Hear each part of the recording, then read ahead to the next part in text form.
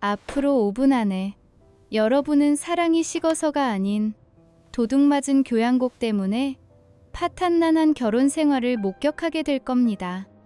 가장 기가 막힌 사실이 뭔지 아십니까?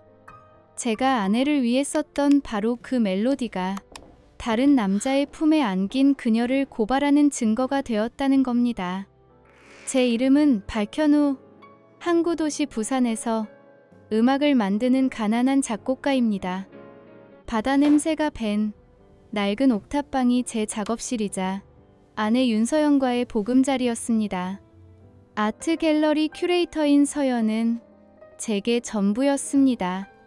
옥상에 돗자리를 펴고 앉아 값싼 와인을 나눠 마시며 밤하늘의 별을 헤아리던 밤, 그녀는 제 어깨에 기대 속삭였죠. 현우 씨는 나만의 라흐마니노프야.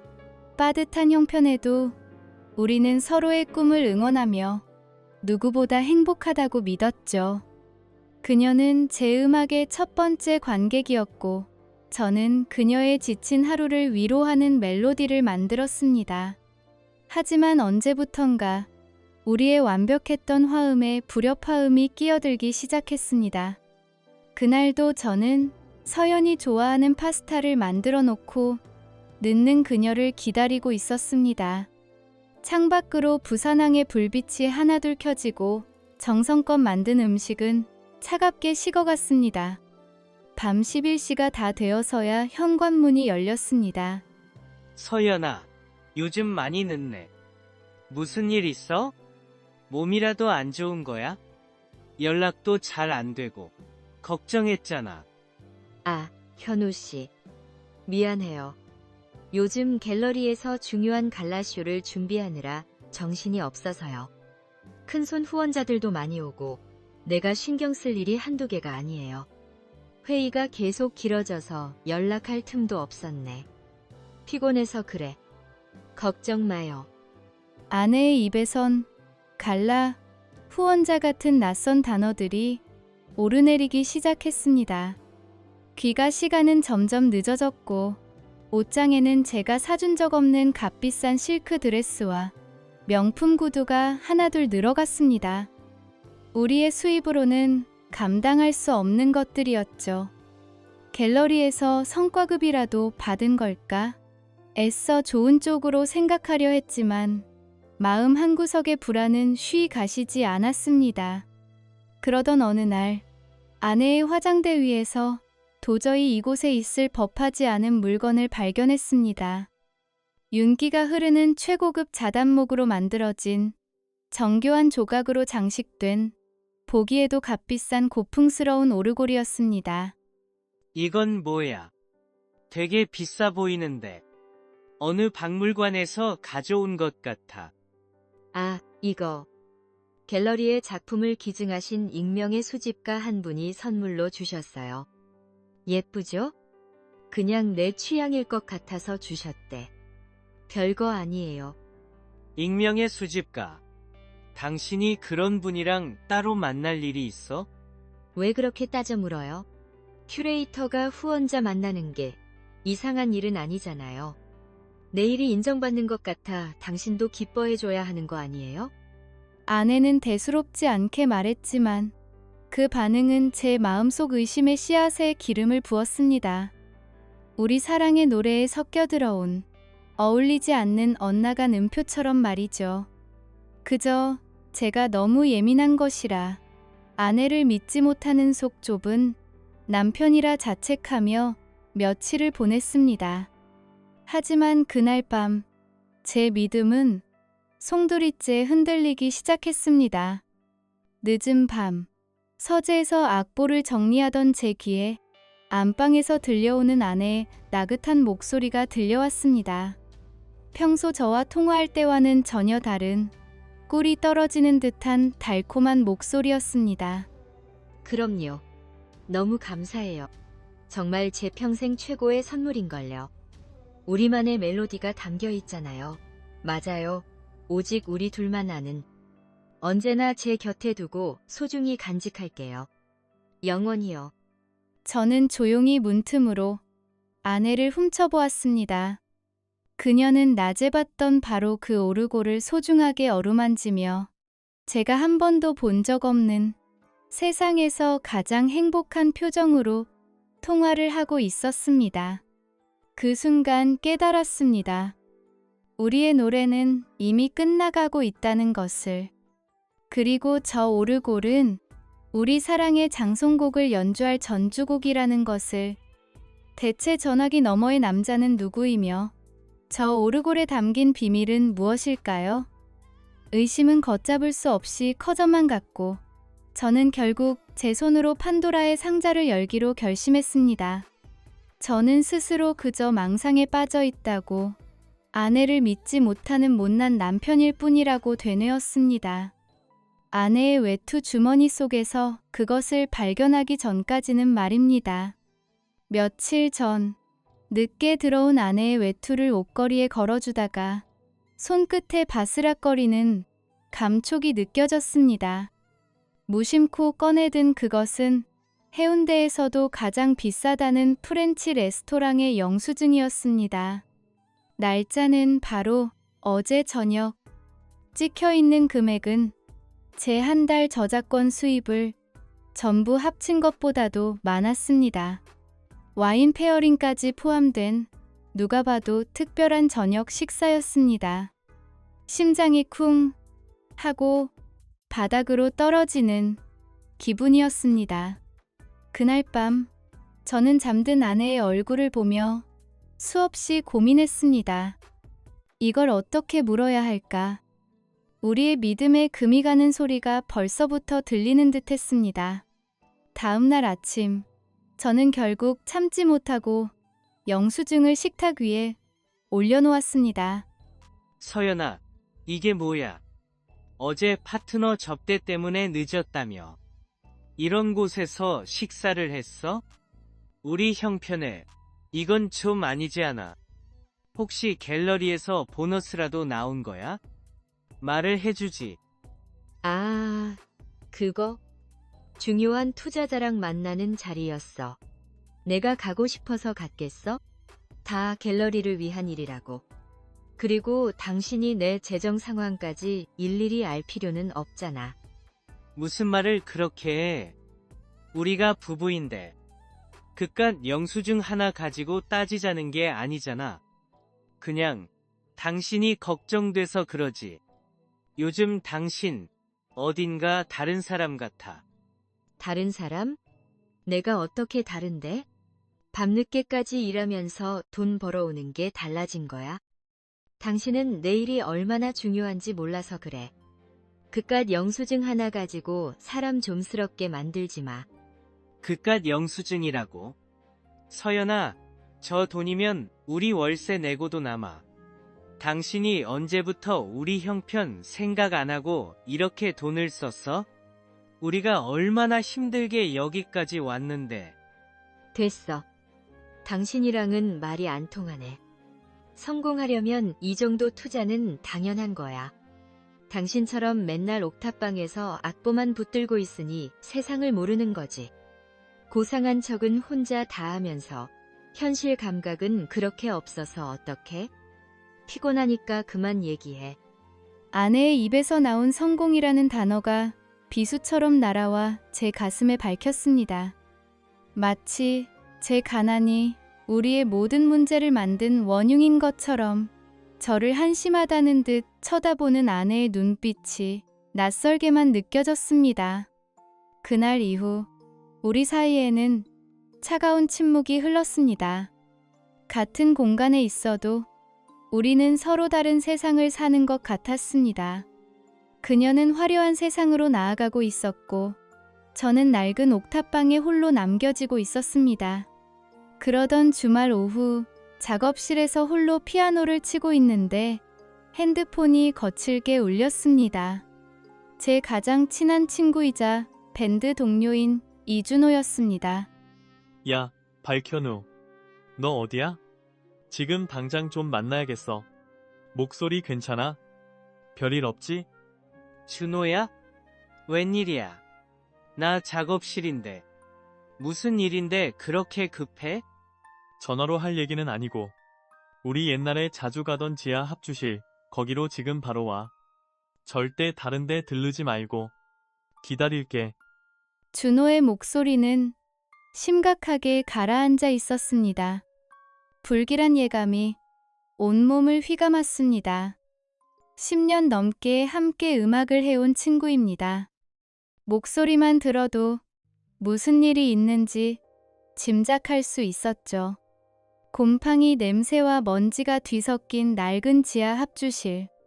우리의 꿈과 땀이 배어있는 그곳의 공기는 오늘따라 유난히 무겁고 차가웠습니다. 한쪽 벽에 붙은 우리가 처음 공연했던 클럽의 낡은 포스터가 보였습니다. 그때의 우리는 가난했지만 함께였기에 무엇도 두렵지 않았습니다. 준호는 약속 장소에 먼저 와 있었습니다. 그는 바닥에 주저앉아 연기를 깊게 빨아들이며 담배만 뻑뻑 태우고 있었습니다. 그의 발밑에는 이미 담배꽁초가 수북했습니다. 무슨 일인데 그래? 말해봐, 인마. 사람 불안하게 하지 말고. 너답지 않게 왜 이래? 하아, 현우야. 이걸 너한테 어떻게 말해야 할지 모르겠다. 진짜. 그냥 모르는 척할까? 수백 번도 더 고민했어. 근데 아무리 생각해도 이건 아닌 것 같아서. 그래도 넌 알아야 할 것 같아서. 제발, 그냥 말해줘. 준호는 떨리는 손으로 자신의 핸드폰을 제게 건넸습니다. 화면 속에는 믿을 수 없는 장면이 담겨 있었습니다. 환하게 웃고 있는 아내, 윤서연. 그리고 고급 세단의 문을 열어주며 그녀를 에스코트하는 한 중년의 남자. 제가 몇 달 동안 보지 못했던 진심으로 행복해 보이는 아내의 미소였습니다. 마치 세상의 모든 근심을 잊은 듯한 순수한 기쁨으로 가득 찬 얼굴이었습니다. 남자의 얼굴은 낯이 익었습니다. 신문이나 뉴스에서 몇 번 본 적 있는 얼굴. 이 사람, 누구야? 제발, 내가 아는 그 사람 아니라고 말해줘. 최강민 회장이야. 부산 사람 중에 이 사람 모르는 사람 없잖아. 해운 물류 쪽 재벌. 최강민. 그 이름이 제 머릿속을 망치처럼 내리쳤습니다. 우리가 사는 세상과는 전혀 다른 저 높은 곳에 사는 사람. 그런 사람이 왜 내 아내와 함께 있는 거지? 사진 속 아내의 어깨에 둘러진 남자의 손이 마치 제 목을 조르는 것처럼 숨막히게 다가왔습니다. 준호는 침묵 속에서 화면을 옆으로 넘겼습니다. 다음 사진은 더 충격적이었습니다. 두 사람이 팔짱을 낀 채 마린시티의 최고급 프라이빗 빌라 입구로 함께 걸어 들어가는 모습이었습니다. 누가 봐도 연인이었습니다. 어디서 찍은 건데 이건? 이게 전부야?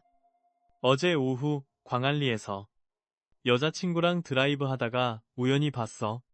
근데 그게 현우야. 내가 본 게 이게 다가 아니야. 다가 아니라고? 무슨 소리야? 본 게 또 있어? 빨리 말해. 제발. 아냐, 더는 말 못하겠다. 미안하다. 친구로서 도저히 사진으로 찍지는 못했는데 두 사람이 아니다. 그냥 조심하라고. 서연이 누나한테 무슨 일이 있는 것 같으니까 정신 똑바로 차리라고. 저 남자가 단순한 후원자는 절대 아니라는 것만 알아도. 절대. 준호는 끝내 입을 열지 않았습니다. 저는 산산조각 난 마음으로 핸드폰 화면 속에서 환하게 웃고 있는 아내와 그런 그녀를 사랑스럽게 바라보는 재벌 회장의 모습을 멍하니 바라볼 뿐이었습니다. 준호가 차마 말하지 못한 또 다른 진실은 무엇이었을까요? 제 심장은 걷잡을 수 없는 불안감 속으로 끝없이 추락하고 있었습니다. 이제 의심은 확신이 되었고 저는 이 지옥 같은 진실의 끝을 제 눈으로 확인해야만 했습니다. 이성을 잃은 채 준호의 합주실을 뛰쳐나왔습니다. 친구의 만류하는 목소리가 등 뒤에서 희미하게 들려왔지만 아무것도 들리지 않았습니다. 머릿속은 오직 배신감과 확인해야만 한다는 강박관념으로 가득 차 있었습니다. 토요일 오후, 아내는 오늘도 갤러리 워크숍이라는 핑계를 대고 아침 일찍 집을 나섰습니다. 저는 미친 사람처럼 차를 몰아 준호가 알려준 마린시티의 그 빌라 주소로 향했습니다. 익숙한 부산의 거리를 달리면서도 모든 것이 생경하게 느껴졌습니다. 한때 서연과 함께 걷던 광안리 해변도, 낭만적으로 빛나던 광안대교의 조명도 오늘은 모두 저를 비웃는 것 같았습니다. 화려한 고층 빌딩들이 하늘을 찌르듯 솟아있고 값비싼 외제차들이 즐비한 그곳에서 제 낡은 국산차는 길 잃은 이방인처럼 초라했습니다. 심장이 미친 듯이 뛰었습니다. 아니기를, 제발 아니기를 빌면서도 한편으로는 모든 것이 사실이기를 바랐습니다. 이 지긋지긋한 의심을 끝낼 수만 있다면 차라리 모든 것이 무너져 내리는 편이 낫다고 생각했습니다. 빌라는 해안가 가장 좋은 자리에 위치해 있었습니다. 거대한 요새처럼 보였죠. 일반인은 감히 넘볼 수 없는 그들만의 세상이었습니다. 통유리로 된 벽 너머로 집 안에 따뜻한 조명이 흘러나왔고 광안대교의 야경이 한 폭의 그림처럼 펼쳐져 있었습니다. 저는 길 건너편 어두운 골목에 차를 세우고 망원 렌즈를 꺼내 들었습니다. 손이 바들바들 떨려 초점을 맞추기조차 힘들었습니다. 숨을 죽이고 렌즈를 들여다본 순간 숨이 멎었습니다. 그리고 보았습니다. 거실 소파에 나란히 앉아 와인을 마시고 있는 두 사람. 제 아내 윤서연과 재벌, 회장, 최강민. 서연은 제가 지난 몇 년간 한 번도 본 적 없는 환한 미소를 짓고 있었습니다. 최강민이 무언가 속삭이자 아이처럼 까르르 웃으며 그의 어깨에 머리를 기댔습니다. 최강민은 그런 서연의 머리카락을 부드럽게 쓸어 넘겨주었습니다.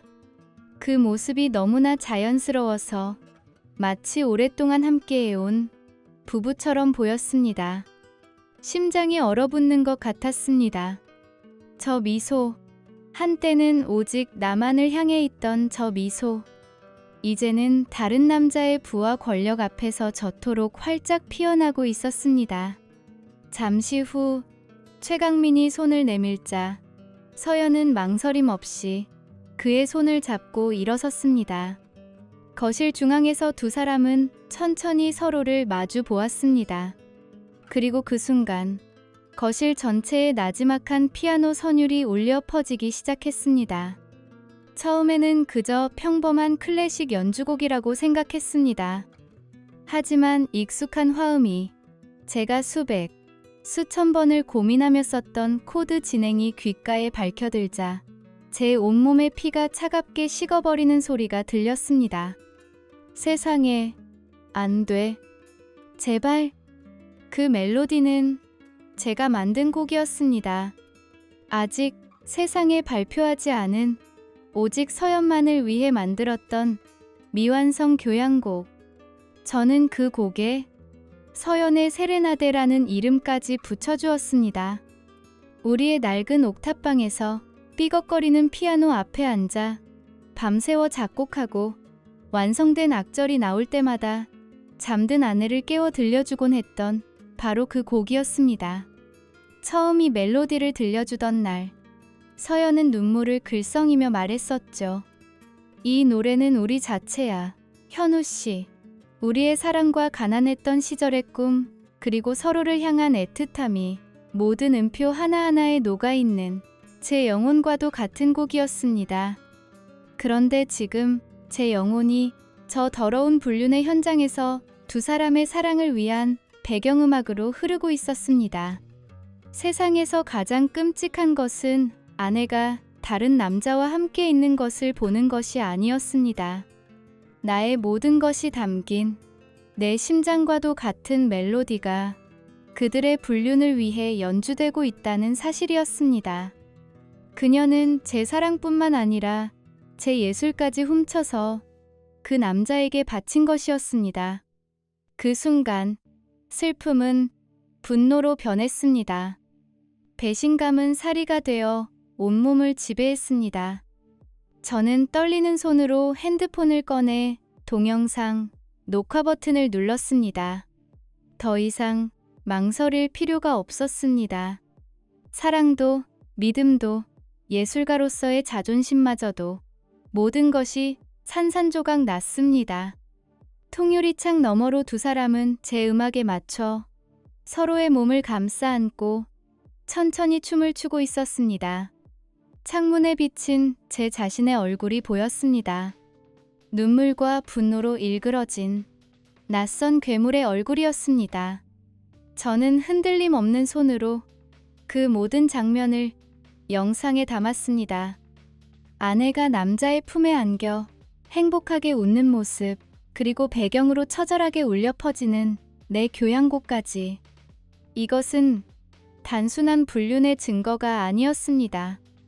이것은 내 영혼이 도둑맞고 짓밟렸다는 증거였습니다. 한참 동안 녹화를 계속했습니다. 얼마나 시간이 흘렀을까? 두 사람이 시야에서 사라진 뒤에야 저는 녹화 종료 버튼을 눌렀습니다. 차가운 핸드폰을 피가 나도록 세게 움켜쥐었습니다. 눈에서는 뜨거운 눈물이 분노와 함께 흘러내렸습니다. 그리고 저는 나지막이, 하지만 제 평생 가장 단호한 목소리로 맹세했습니다. 당신들 반드시 대가를 치르게 될 거야. 내 모든 것을 걸고 음표 하나하나까지 전부 다. 그날 밤 저는 집으로 돌아와 아내를 기다렸습니다. 분노로 들끓는 심장을 애써 억누른 채 저는 텅 빈 옥탑방을 둘러보았습니다. 벽에 걸린 우리의 행복했던 웨딩 사진, 서연이 처음 선물했던 낡은 악보대, 함께 심었던 작은 화분까지 우리의 가난하지만 행복했던 시간의 증거들이 이제는 모두 정교하게 만들어진 거짓말의 소품처럼 느껴졌습니다. 밤늦게 현관문이 열리고 명품 쇼핑백을 몇 개씩 든 아내가 아무렇지 않은 얼굴로 들어왔습니다. 그녀는 마치 개선장군처럼 당당했습니다. 할 얘기가 있어. 윤서연 씨. 피곤한데 무슨 얘기예요? 내일 해요. 그리고 언제부터 나한테 그렇게 딱딱하게. 당신이 말한 워크숍이 마린시티에 있는 최고급 빌라에서 열리는 거였나? 서연의 세레나데는 어땠고, 최강민 회장은 그 사적인 연주회를 마음에 들어 하던가? 제 말에 아내의 얼굴이 순간 굳어졌습니다. 하지만 그녀는 잠시 당황했을 뿐, 이내 다시 도도한 표정을 지어 보였습니다. 오히려 저를 정신 나간 사람 취급하기 시작했습니다. 무슨 소리 하는 거예요? 당신 지금 제정신이야? 술 마셨어? 갑자기 최강민 회장님 얘기는 왜 하고, 세레나데는 또 뭐야? 내가 이상한 건지, 아니면 이 영상이 이상한 건지, 직접 보고 판단해. 저는 아내의 눈앞에 핸드폰을 내밀고 낮에 찍은 영상을 재생했습니다. 화면 속에서 아내는 최강민의 품에 안겨 제 음악에 맞춰 춤을 추고 있었습니다. 아내의 얼굴이 새하얗게 질려갔습니다. 입술이 파르르 떨리는 것이 보였습니다. 하지만 제가 예상했던 눈물이나 사과는 없었습니다. 대신 그녀의 눈에는 경멸과 분노가 이글거리기 시작했습니다. 날 미행한 거야? 당신 지금 제정신이야? 이게 무슨 짓이야? 불법이라고. 미행? 배신당한 남편이 진실을 확인하는 걸 미행이라고 부르나? 대답해. 윤서연. 내 음악, 내 영혼이 담긴 그 곡을 훔쳐가서 저 남자 앞에서 재롱을 떨었어? 재롱? 예술도 모르는 당신이 뭘 알아. 당신은 그저 음표 나부랭이나 끄적이는 가난한 작곡가일 뿐이야. 당신은 이해 못. 당신은 나한테 이 먼지 쌓인 옥탑방이랑 불안한 미래밖에 못 주지만 그분은 나한테 세상을 선물해줘. 당신 곁에서 당신의 교향곡은 그저 쓸모없는 악보 쪼가리지만 그분 곁에서는 진짜 예술이 된다고. 뭐라고? 우리가 함께 꿈꿨던 시간들, 내가 당신을 위해 썼던 모든 곡들, 그게 전부 쓸모없는 짓이었다는 거야? F.E. 웃기지 마. 당신 혼자만의 꿈이었지. 난 이 지긋지긋한 가난에서 벗어나고 싶었어. 당신이 차가운 파스타를 저녁으로 내놓을 때 그분은 내게 최고급 레스토랑 코스 요리를 사줬어. 당신이 낡은 피아노를 두들기고 있을 때 그분은 내 이름으로 갤러리에 거액을 후원했다고. 이게 현실이야. 우리 이혼해. 더 이상 당신 같은 패배자랑 엮여서 내 인생을 낭비할 수 없어. 난 내 가치를 알아봐주는 사람 곁으로 갈 거야. 진짜 사랑이 뭔지 당신은 평생 모를 테니까. 저는 더 이상 아무 말도 할 수 없었습니다. 사랑했던 아내는 그곳에 없었습니다. 제 앞에는 성공과 욕망에 눈이 먼 낯선 여자만이 서 있을 뿐이었습니다. 그 순간 제 안에 남아있던 마지막 미련과 슬픔이 차가운 결심으로 변했습니다. 제가 사랑했던 여자는 바로 이 순간 제 손으로 직접 장례를 치러야 했습니다. 대화는 끝났습니다. 이제는 전쟁이었습니다. 며칠 후 저는 수소문 끝에 최강민 회장의 아내 강지수 여사의 개인 연락처를 알아내는데 성공했습니다. 쉬운 과정은 아니었습니다. 흥신소에 얼마 남지 않은 돈을 털어넣고 인맥을 총동원한 끝에 얻어낸 번호였습니다. 저는 그녀에게 만남을 요청하는 메시지를 보냈습니다. 최강민 회장과 제 아내 윤서연 씨의 관계에 대해 드릴 말씀이 있습니다. 답장은 의외로 빨리 왔습니다. 내일 오후 2시 웨스틴 조선 호텔 라운지. 약속 장소에 나가는 제 심장은 복잡하게 뛰고 있었습니다. 그녀는 과연 어떤 반응을 보일까? 남편의 외도에 절망하며 눈물을 흘릴까? 아니면 분노의 차소리를 지를까? 호텔 라운지는 제가 평생와 본 적 없는 호화로운 공간이었습니다. 은은한 조명과 잔잔한 클래식 음악, 낮은 목소리로 대화를 나누는 사람들. 모든 것이 저와는 어울리지 않는 다른 세계의 풍경이었습니다. 잠시 후 한 여성이 제 테이블로 다가왔습니다. 흠잡을 데 없이 완벽한 정장 차림에 기품이 흐르는 여자. 바로 최강민의 아내 강지수였습니다. 그녀는 약속 시간 정각에 나타났고 그 모습에서는 한치의 흐트러짐도 찾아볼 수 없었습니다. 박현우 씨 되시죠? 용건만 간단히 듣겠습니다. 시간 없으니. 네. 시간을 내주셔서 감사합니다. 저는 윤서연의 남편 박현우라고 합니다. 남편이 바람 피우는 거 처음 있는 일 아닙니다. 상대가 누군지, 얼마나 만났는지 그런 건 제 관심사가 아니에요. 본론을 말씀하세요. 뭘 원하시죠? 돈입니까? 저는 그녀의 냉정함에 순간 할 말을 잃었습니다. 제가 예상했던 상처 입은 피해자의 모습과는 거리가 멀었습니다. 저는 말없이 핸드폰을 꺼내 그날 찍었던 동영상을 그녀에게 보여주었습니다. 그녀는 아무런 표정 변화 없이 마치 비즈니스 보고서를 검토하듯 영상을 끝까지 지켜보았습니다. 영상이 끝나자 그녀는 잠시 허공을 응시하더니 이내 차가운 한마디를 내뱉었습니다. 저 음악 듣기 거북하군요. 천박해요. 제 아내가 제 미발표곡을 훔쳐서 저 남자에게 가져다 바쳤습니다. 저에게 이건 단순한 외도 문제가 아닙니다. 말했죠? 그런 건 제 관심사가 아니라고. 박현우 씨. 저는 제 남편이 누구와 잠자리를 갖든 상관하지 않습니다. 그건 그 사람의 저급한 취향일 뿐이니까. 하지만 제 남편이 우리 가문의 재산을 저런 값싼 여자에게 낭비하는 것은 용납할 수 없습니다. 저 빌라, 저 와인, 아마 입고 있는 옷까지 전부 회사 돈이거나 제 돈이겠죠. 그 여자는 지금 자기가 뭘 훔치고 있는지도 모를 겁니다. 저는 그녀의 눈을 보고 깨달았습니다. 그녀는 사랑을 배신당한 아내가 아니었습니다. 자신의 제국에 침입한 약탈자를 처리하려는 여왕이었습니다. 그녀의 분노는 질투가 아닌 자존심과 이익에서 비롯된 것이었습니다. 당신 남편으로서의 복수심 말고 예술가로서의 분노도 가지고 있겠군요. 좋네요. 감정적인 사람은 다루기 힘들지만 명확한 목표가 있는 사람은 최고의 파트너가 될 수 있으니 당신은 돈보다 더 중요한 것을 잃었군요.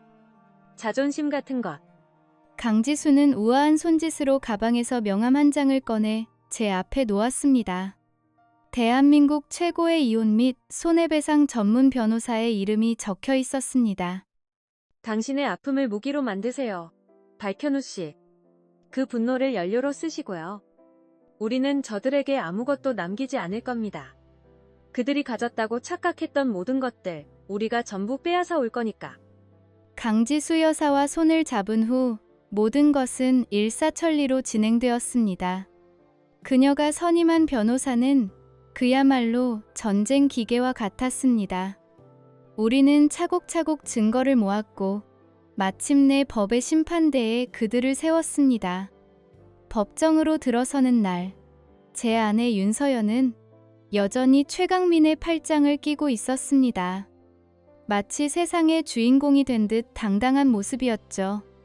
그녀는 아마 최강민이 자신의 법무팀을 동원해 이 모든 것을 한낱 해프닝으로 만들어줄 것이라 굳게 믿고 있었을 겁니다. 저와 눈이 마주쳤을 때 그녀는 승자의 여유마저 보였습니다. 가련하다는 듯한 그 눈빛에 저는 그저 입을 굳게 다물었습니다. 제 옆에는 얼음처럼 차가운 얼굴의 강지수 여사가 조용히 앉아 있었습니다. 재판이 시작되었습니다. 법정 안은 차가운 긴장감으로 가득했습니다. 우리의 변호사는 제가 모았던 사진과 영상, 그리고 최강민이 서연에게 쓴 법인카드 내역서 등을 차례로 증거로 제출했습니다. 스크린에 두 사람이 다정하게 팔짱을 끼고 빌라로 들어가는 사진이 떠오르자 방청석에서 나지막한 탄식이 터져 나왔습니다. 변호사는 멈추지 않고 수억 원에 달하는 보석과 명품 가방, 심지어 해외여행 경비까지 최강민 회장의 법인카드로 결제된 내역을 조목조목 짚었습니다. 최강민의 표정이 미세하게 굳어지는 것이 보였습니다. 법정 안은 술렁이기 시작했습니다. 하지만 진짜 시작은 지금부터였습니다. 변호사가 판사에게 음성 증거 재생을 요청했습니다. 재판장님, 마지막으로 원고 박현우 씨가 작곡했으나 피고 윤서연에 의해 무단으로 도용된 곡을 재생하겠습니다.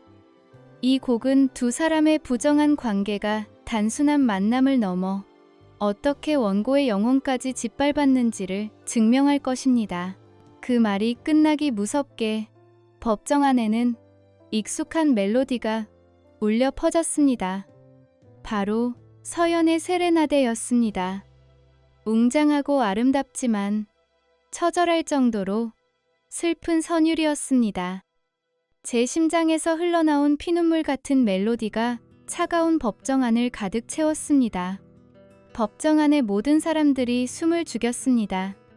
판사마저 서류에서 고개를 들어 스피커를 응시했습니다. 그 순간 저는 알았습니다. 제가 이겼다는 것을. 음악이 끝나자 변호사는 최강민을 증인석으로 불렀습니다. 모든 것을 잃을 위기에 처하자 최강민은 기다렸다는 듯이 가면을 벗어 던졌습니다. 그는 마치 잘 짜인 연극의 배우처럼 비통한 표정을 지어 보였습니다. 존경하는 재판장님, 저는 피해자입니다. 저는 그저 재능 있는 젊은 큐레이터를 후원하고 싶었을 뿐입니다. 피고 윤서연은 자신의 남편이 작곡가라는 사실을 숨긴 채 마치 자신이 대단한 예술적 안목을 가진 것처럼 저에게 접근했습니다. 저 곡이 남편의 곡이라는 사실은 꿈에도 몰랐습니다. 그녀는 저의 선의를 이용해 의도적으로 저에게 접근했고 불쌍한 처지를 호소하며 저의 동정심을 유발했습니다. 저는 그저 순수한 마음에 그녀를 도우려 했을 뿐인데 그녀가 저를 유혹하고 온갖 담언이설로 저를 속여서 금전적인 이득을 취하려 한 것입니다. 저는 제 귀를 의심했습니다. 얼마 전까지만 해도 서로를 진짜 사랑이라 부르던 남자의 입에서 나온 말이었습니다. 최강민은 자신의 제국을 지키기 위해 서연을 미련 없이 제물로 바친 것이었습니다. 서연의 얼굴을 보았습니다. 그녀는 믿을 수 없다는 표정으로 최강민을 바라보고 있었습니다. 배신감과 절망으로 가득 찬 텅 빈 눈이었습니다. 그녀의 입술이 무언가 말을 하려는 듯 달싹였지만 아무 소리도 나오지 않았습니다. 당신, 지금 무슨 소리를? 우리가 어떻게 약속했잖아. 재판장님, 저는 저 여자에게 철저히 기만당했습니다. 저 여자의 거짓말에 제 명예와 가정이 무너질 위기에 처했습니다. 부디 현명한 판결을 내려주시길 바랍니다. 서연은 아무 말도 잊지 못했습니다. 자신이 그토록 믿고 의지했던 동아줄이 사실은 자신을 올가매는 썩은 거미줄이었다는 사실을 깨달았을 테니까요. 재판은 더 이상 볼 것도 없었습니다. 몇 주 후 최종 판결이 내려졌습니다.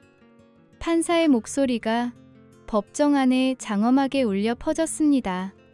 피고 최강민과 피고 윤서연은 혼인 파탄에 주된 책임이 있음을 인정하고 공동으로 원고 발현우와 원고 강지수에게 정신적, 물질적 피해에 대한 위자료로 거액을 배상하라. 또한 피고 윤서연은 원고 발현우의 저작권을 침해한 사실이 명백히 입증되므로 이에 대한 추가적인 배상금을 지급하고 향후 어떠한 형태로든 해당 저작물을 사용해서는 안 된다. 판결이 내려지는 순간 서연의 어깨가 와르르 무너져 내리는 것이 보였습니다. 법정을 나서는 복도는 아수라장이었습니다. 기자들의 플래시가 쉴 새 없이 터졌습니다. 서연은 무너지는 몸을 이끌고 최강민에게 달려가 그의 팔을 붙잡았습니다. 회장님, 이럴 순 없어요. 우리 사랑했잖아요. 당신이 다 해결해 준다고 했잖아요. 당신만 믿었는데. 하지만 최강민은 벌레를 떼어내듯 차갑게 그녀의 손을 뿌리쳤습니다. 그의 얼굴에는 일말의 동정심도 찾아볼 수 없었습니다. 오직 경멸과 짜증만이 가득했습니다. 내 몸에 손 떼지 마. 이 모든 게 다 당신 때문에 벌어진 일이야. 주제도 모르고 에스트레이트야. 감히 어디서 내 발목을 잡아? 옥탑방 여자 주제에 정말 내 아내가 될 수 있을 거라고 생각했나? 최강민은 그 말을 끝으로 곁에서 모든 것을 지켜보고 있던 아내 강지수에게 다가갔습니다. 강지수는 말없이 차문을 열었고 최강민은 아무 일도 없었다는 듯 차에 올라탔습니다. 차문이 닫히기 전 강지수는 차창 너머로 서연을 잠시 돌아보았습니다. 그 눈빛에는 승자의 여유와 하찮은 것을 내려다보는 듯한 깊은 경멸이 담겨 있었습니다. 최고급 세단은 미끄러지듯 인파 속으로 사라졌습니다. 법원 계단 위에 홀로 남겨진 서연은 그대로 주저앉아 오열하기 시작했습니다. 사랑, 돈, 명예, 경력. 그녀가 그토록 원했던 모든 것들이 한순간에 신기루처럼 사라져 버린 것이었습니다. 수많은 카메라가 그녀의 비참한 모습을 담기 위해 경쟁적으로 플래시를 터뜨렸습니다. 저는 그 모습을 멀리서 가만히 지켜보았습니다. 통쾌함보다는 지독한 허무함이 밀려왔습니다. 한때 제 세상의 전부였던 여자의 완벽한 몰락이었습니다. 저는 더 이상 그녀에게 아무런 감정도 느낄 수 없었습니다. 그녀가 흘리는 눈물에서 어떠한 연민도 느껴지지 않았습니다. 그저 텅 빈 껍데기만 남은 과거의 잔해일 뿐이었습니다. 저는 조용히 뒤돌아섰습니다. 요란한 플래시 소리와 그녀의 울음소리를 등 뒤로 한 채 저는 제 과거와의 기나긴 이별을 고했습니다. 그 지옥 같던 재판이 끝나고 몇 달의 시간이 흘렀습니다. 저는 윤서연과 법적으로도 완전히 남남이 되었습니다. 이혼 서류에 도장을 찍던 날, 그녀는 마지막까지 제게 매달렸지만 제 마음은 이미 텅 비어 있었습니다. 그녀에 대한 소식은 간간히 들려왔습니다. 거액의 위자료와 배상금을 감당하지 못해 파산했고 부산 미술계에서는 완전히 퇴출당한 채 어디론가 자취를 감추었다고 합니다. 한때 반짝이는 세상의 주인공을 꿈꿨던 그녀는 결국 자신의 욕망이 만든 잿더미 속에 홀로 남겨졌습니다. 최강민 회장은 재산은 지켰지만 모든 경영권을 아내인 강지수 여사에게 넘기고 허수아비 회장으로 전락했다고 들었습니다. 강지수라는 여왕의 감옥 속에서 그는 평생 자신의 탐욕에 대한 대가를 치르며 살아가게 되겠죠. 그들의 소식은 더 이상 제게 아무런 감흥을 주지 못했습니다. 저는 모든 것을 정리하고 저를 올가매던 부산의 낡은 옥탑방을 떠났습니다. 한동안은 아무것도 할 수 없었습니다. 배신이 핥히고 간 상처는 생각보다 깊었고 음악은 더 이상 제게 위로가 되지 못했습니다. 피아노 앞에 앉아도 제 손끝에서는 슬픔과 분노가 뒤섞인 불협화음만이 터져나올 뿐이었습니다. 그렇게 무의미한 시간을 보내던 어느 날, 낯선 번호로 전화 한 통이 걸려왔습니다. 서울에 있는 대형 음반사의 신인 개발팀이라는 딱딱한 목소리였습니다. 얼떨떨한 마음으로 찾아간 서울의 녹음실에서 한 프로듀서가 제 앞에 데모 테이프 하나를 내밀었습니다. 바로 제 친구 이준호의 짓이었습니다. 그 녀석이 제가 끙끙 앓고 있을 때 몰래 제 작업실에서 미완성곡들을 전부 녹음해 서울로 보냈던 겁니다. 프로듀서는 특히 한 곡에 큰 관심을 보였습니다. 법정에서 비극의 배경음악이 되었던 바로 그 곡, 서연의 세레나데였습니다. 야, 발현우. 너 지금 어디야? 서울이라고? 그럴 줄 알았다. 이 자식아. 내가 뭐랬냐? 내 음악은 진짜라고 했지. 이준호, 너 정말 언제 그런 걸 다. 시끄러. 가서 계약서에 도장이나 찍어. 그리고 그 곡 제목 바꿔라. 더 이상 그 여자 이름 붙이지 말고. 부산 교향곡 어떠냐? 네가 그 지옥 같던 부산 바다에서 살아남아 쓴 곡이잖아. 그로부터 1년 후, 저는 서울의 가장 큰 콘서트홀 무대 위에 서 있습니다. 제 첫 단독 콘서트가 열리는 날입니다. 조명이 꺼지고 수천 명의 관객이 숨을 죽인 채 저를 바라봅니다. 객석 맨 앞줄에는 아이처럼 환하게 웃고 있는 준호가 보입니다. 저는 마이크를 잡고 제 인생의 새로운 시작을 알리는 첫 마디를 뗍니다. 오늘의 마지막 곡입니다. 제 모든 것을 앗아갔지만 결국 제게 새로운 세상을 선물한 노래, 부산 교향곡입니다. 저는 천천히 피아노 앞에 앉아 건반 위에 손을 올렸습니다. 그리고 첫음을 누르는 순간 더 이상 과거의 아픔은 느껴지지 않았습니다. 배신과 분노의 선율은 이제 용서와 치유, 그리고 희망의 멜로디가 되어 장엄하게 울려 퍼졌습니다. 고통 속에서 쓰인 음악이 역설적이게도 저를 구원한 것입니다. 어떤 곡들은 아픔 속에서 태어나지만 올바르게 연주된다면 세상의 모든 상처를 치유할 수 있습니다. 그리고 저는 마침내 저 자신만의 멜로디를 되찾았습니다.